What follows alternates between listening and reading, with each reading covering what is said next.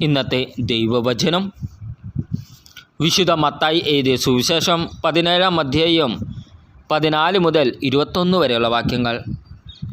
അവർ ജനക്കൂട്ടത്തിൻ്റെ അടുത്തേക്ക് വന്നപ്പോൾ ഒരാൾ കടന്നു വന്ന് അവൻ്റെ സന്നിധിയിൽ പ്രണമിച്ചുകൊണ്ട് പറഞ്ഞു, കർത്താവേ, എൻ്റെ പുത്രനിൽ കനിയണമേ. അവൻ അപസ്മാരം പിടിപെട്ട് വല്ലാതെ കഷ്ടപ്പെടുന്നു. പലപ്പോഴും അവൻ തീയിലും വെള്ളത്തിലും വീഴുന്നു. ഞാൻ അവനെ നിൻ്റെ ശിഷ്യന്മാരുടെ അടുത്തേക്ക് കൊണ്ടുവന്നു, പക്ഷേ അവനെ സുഖപ്പെടുത്താൻ അവർക്ക് കഴിഞ്ഞില്ല.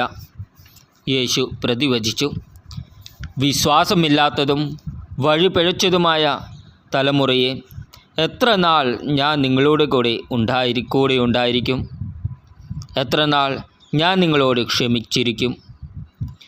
അവനെ ഇവിടെ എൻ്റെ അടുത്ത് കൊണ്ടുവരിക. യേശു അവനെ ശാസിച്ചു. പിശാച് അവനെ വിട്ടുപോയി. തൽക്ഷണം ബാലൻ സുഖം പ്രാപിച്ചു. അനന്തരം ശിഷ്യന്മാർ തനിച്ച് യേശുവിനെ സമീപിച്ച് ചോദിച്ചു, എന്തുകൊണ്ടാണ് അതിനെ ബഹിഷ്കരിക്കാൻ ഞങ്ങൾക്ക് കഴിയാതെ പോയത്? യേശു പറഞ്ഞു, നിങ്ങളുടെ അല്പവിശ്വാസം കൊണ്ട് തന്നെ. സത്യമായി ഞാൻ നിങ്ങളോട് പറയുന്നു, നിങ്ങൾക്ക് കടുകുമണിയോളം വിശ്വാസമുണ്ടെങ്കിൽ ഈ മലയോട് ഇവിടെ നിന്ന് മാറി മറ്റൊരു സ്ഥലത്തേക്ക് പോവുക എന്ന് പറഞ്ഞാൽ അത് മാറിപ്പോകും.